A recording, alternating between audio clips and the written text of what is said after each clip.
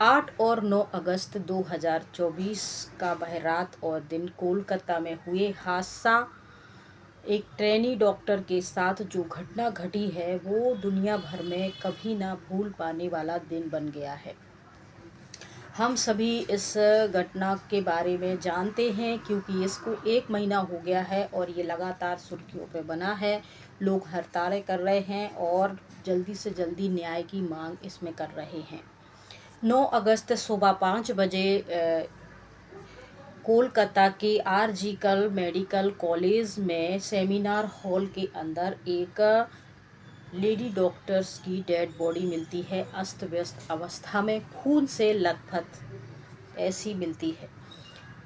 5 बजे कोई भी शख्स इसको देखता है। इसके बाद फिर यहाँ के आरजी कॉलेज के जो प्रिंसिपल हैं संदीप घोष, उनको कॉल किया जाता है, ऐसी घटना हमारे यहाँ हो गई है। वो फिर 1 आध घंटे में यहाँ आते हैं, देखते हैं, डेड बॉडी के पास जाते हैं। बहुत सारे लोग पीछे पीछे जाते हैं, खून ऑलरेडी वहाँ फैला हुआ था और जिस स्थिति में वो लड़की की लाश मिली हुई थी, तन के ऊपर थोड़ा सा कपड़ा था, बाकी नीचे से वह पूरी निर्वस्त्र थी और उनकी जो पैर थे पूरे 90 डिग्री में फैले हुए थे और उनको देखकर ऐसा लग रहा था कि किसी जानवर ने, जैसे जानवर सवार हो गया हो, राक्षस सवार हो गया हो और इसको किसी इंसान ने मारा है कि जानवर ने इनके साथ मरने के बाद भी रेप हुआ या पहले हुआ। और जो भी ऐसी स्थिति पूरी देखने के बाद 2-3 घंटे गुजर जाते हैं। फिर इनको याद आता है, अरे इनका भी घर परिवार है लड़की का। तब संदीप किसी से कहते हैं, संदीप घोष जो यहाँ के प्रिंसिपल हैं, कि जाके इनके माता पिता को खबर दे दो। खबर भी डायरेक्टली ये नहीं दी जाती है कि वहाँ क्या हुआ है। 9 बजे के लगभग उनके यहाँ कॉल जाती है और उनसे कहा जाता है, आपकी लड़की बीमार है, आप जल्दी से आइए। वो घबरा जाते हैं। रात के 2 बजे तो हमारी बात हुई थी, मुस्कुरा रही थी, ठीक ठाक थी, अचानक बीमार कैसे हुई।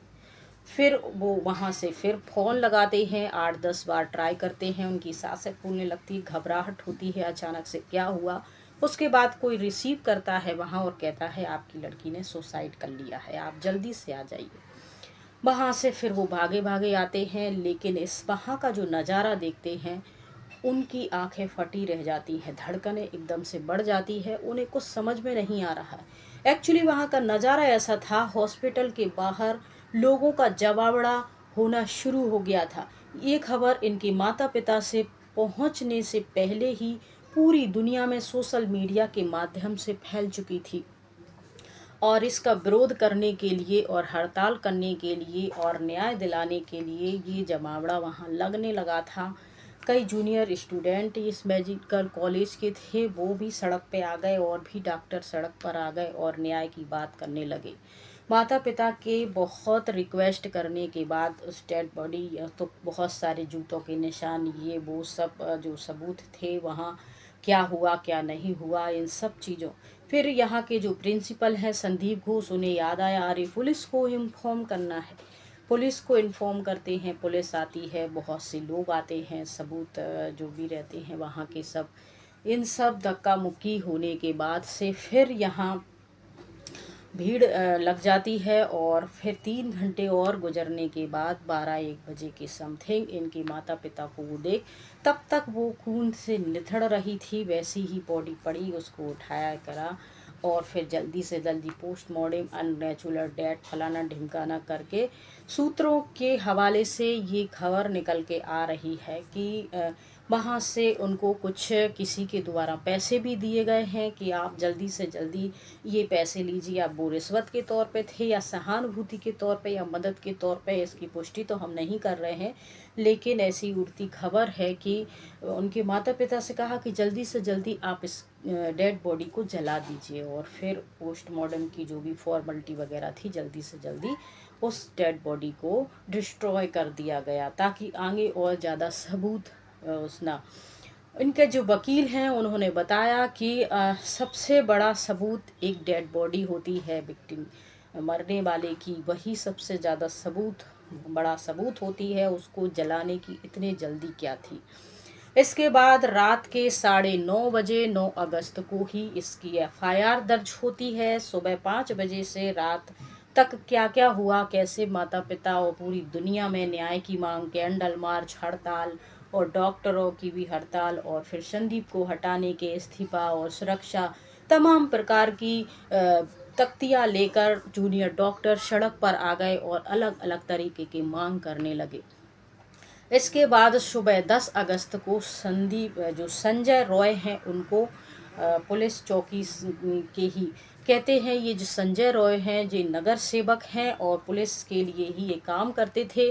खुद को लोगों पे धौंस जमाने के लिए खुद को पुलिस बताते थे और इस प्रकार से धौंस दबाते रहते थे लोगों पर। फिर उनको इस मर्डर और रेप केस में गिरफ्तार करा है।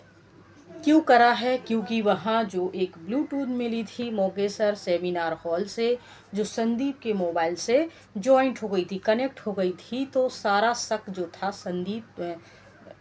संजय रॉय के पास चला गया था। और फिर संजय रॉय को 10 अगस्त को सुबह 10 बजे गिरफ्तार कर लिया जाता है और पूरी जो फाइल होती है वो संजय रॉय में बन जाती है। और फिर संजय रॉय के खिलाफ तमाम प्रकार की बातें बताई जाती हैं कि ये पॉर्न मूवी देखते रहते हैं और उस घटना को अंजाम देने से पहले शराब भी पी और रेड लाइट एरिया गए, फलाना, बहुत सारी बातें अलग अलग चैनलों पर आपको मिल जाएंगी और बताते रहे। लेकिन एक बार भी पुलिस का बयान लेते हुए संजय से कोई पूछताछ नहीं, उनके मुंह पे हमेशा कपड़ा ही डला रहा और ये सारी बातें हमें मीडिया सूत्रों से हवाले से निकल के सामने आती रहीं। असली मामला क्या था कुछ पता नहीं चला। ऐसे करके 4-5 दिन बीत जाते हैं और फिर जो कोलकाता हाई कोर्ट है वो फटकार लगाती है कि तुम कर क्या रहे हो यहाँ। 5 दिन बाद इस केस को सीबीआई को सौंप दिया जाता है और फिर ये केस भी होता है फास्ट न्याय कोर्ट में जाता है, सुप्रीम कोर्ट में चला जाता है और सुप्रीम कोर्ट अलग अलग प्रकार से इसमें टिप्पणी करते हैं और कहते हैं कि इस प्रकार की लापरवाही मैंने अपने 30 साल के कैरियर में नहीं देखी। यहाँ कोलकाता पुलिस की बहुत बड़ी लापरवाही है। सुबह 5 बजे कोलकाता पुलिस को इस पूरी घटनाक्रम की सूचना मिल गई थी। उसके बाद फिर और ये भी बताया कि ये अननेचुरल डेथ है। इसके बाद भी एफआईआर इन्होंने रात में 9:30 बजे यानी 12-13 घंटे बाद क्यों लिखी, ये भी उन पे सवाल खड़े करे गए और फिर इस केस को सीबीआई के हाथों में सौंपा गया और कहा गया कि आप जल्दी से जल्दी इस केस के बारे में छानबीन कीजिए, जांच कीजिए, सबूत जुटाइए, क्योंकि ये आशंका है कि वहाँ जो भी सबूत हैं मिटाने की कोशिश की जा रही है। इसके बाद जो हो 4-5 दिन बाद बहुत बड़े, कम से कम करीब 1-1.5 हज़ार के समथिंग लोग भीड़ देर रात इस सेमिनार हॉल में घुस जाते हैं और फिर यहाँ तोड़फोड़ करते हैं और वहाँ बहुत सारी हिंसा होती है, तोड़फोड़ होती है, चिल्ला-चोट होती है। इसके भी कई वीडियो वायरल सोशल मीडिया पे हो जाते हैं। इसके बाद फिर तमाम प्रकार की सीबीआई पूछताछ करती है और ये फिर मामला निकल के आता है सामने कि कई बार आता है कि संदीप ने अपना सारा गुनाह कबूल कर लिया। संजय और संदीप में कन्फ्यूजन है।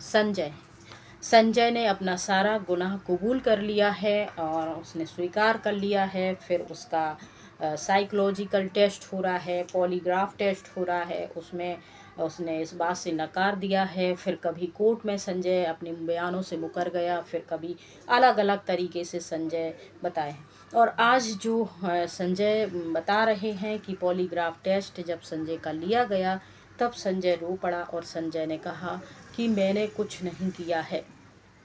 मैं वहाँ गया था जब चौकीदार गेट पे नहीं था और फिर मैं अंदर गया, मेरा कोई पुलिसकर्मी था, वो कुछ घायल हो गया था, तबीयत ख़राब थी, इसलिए मैं हॉस्पिटल गया था। संजय का ये बयान है। कुछ न्यूज़पेपर में छपी न्यूज़ के अनुसार, आर्टिकल के अनुसार ये बात हम आपको बता रहे हैं। इसमें संजय ने बताया है जब उनका पॉलीग्राफ टेस्ट हुआ तब संजय ने कहा कि मैंने उस लड़की के साथ कुछ नहीं किया है। मैं जब अपने किसी बीमार साथी को लेकर इलाज के लिए मेडिकल कॉलेज गया था तब मैं डॉक्टर को सर्च कर रहा था क्योंकि ऑक्सीजन चाहिए थी और मैं सर्च करते करते थर्ड फ्लोर के सेमिनार हॉल के ऊपर पहुंचा। वहां गया तो वहां इस लड़की की डेड बॉडी पड़ी हुई थी, खून से लथपथ आपत्तिजनक स्थिति में।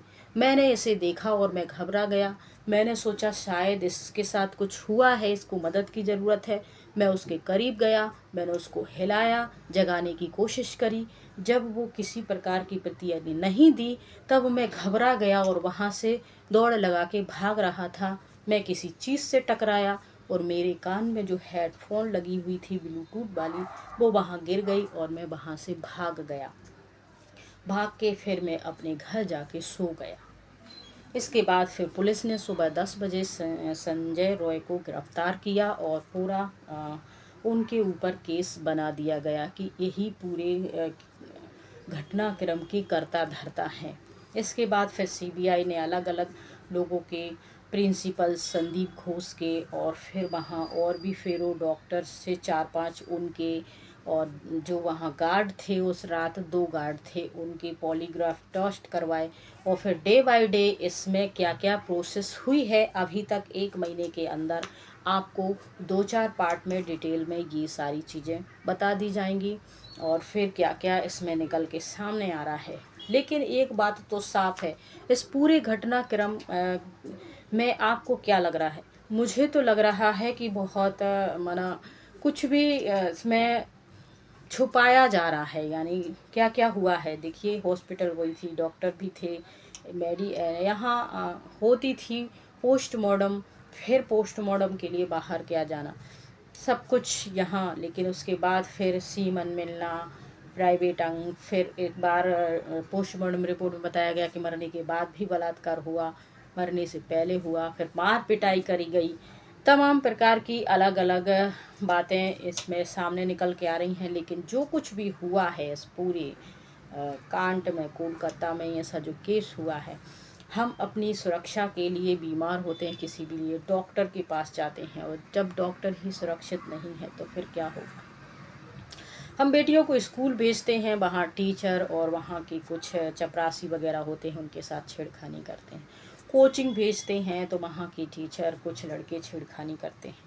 फिर स्कूल कॉलेज जाती हैं तो फिर कुछ मनचले उनको परेशान करते हैं। इन सब से निकल के फिर कुछ वो कंपटीशन के लिए, अपना फ्यूचर बनाने के लिए कुछ काम करती हैं, तो फिर वहाँ के उनकी सहयोगी, और जैसे तैसे इन सारी समस्याओं को पीछे छोड़ के वो किसी फील्ड में जॉब करने लगती हैं, प्राइवेट जॉब हो या कोई ट्रेनिंग करने लगती हैं, तो वहाँ के स्टाफ उन्हें परेशान करते हैं।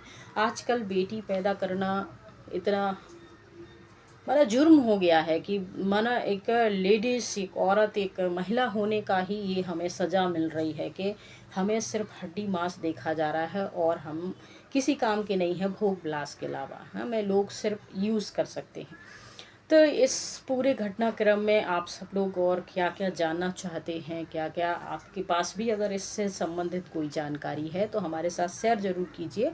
और ये पूरा हम केस डिटेल में आपके साथ 1 2 3 4 पार्ट करके पूरा, जैसे भी जितनी वीडियो बन पाएंगी, पूरा आराम से इसकी डिटेल आपको देंगी। तो हमारे साथ जुड़े रहिए और चैनल को लाइक शेयर सब्सक्राइब कीजिए। खुश रहिए। जय हिंद, जय भारत।